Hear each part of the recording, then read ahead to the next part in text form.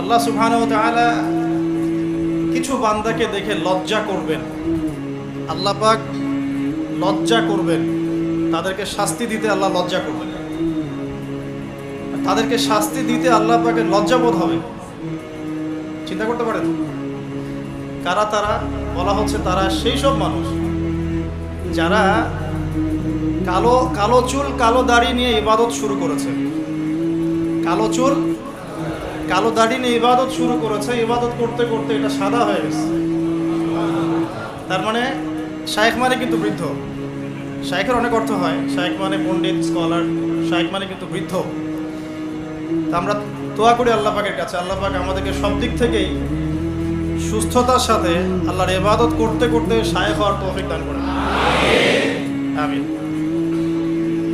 এখন প্রসঙ্গে আসি যে ইসলাহি মাহফিলটা হচ্ছে আপনাদের এখানে বেশ কয়েকদিন থেকে। কয়দিন হলো আজকে? পঞ্চম দিন, মাশাআল্লাহ।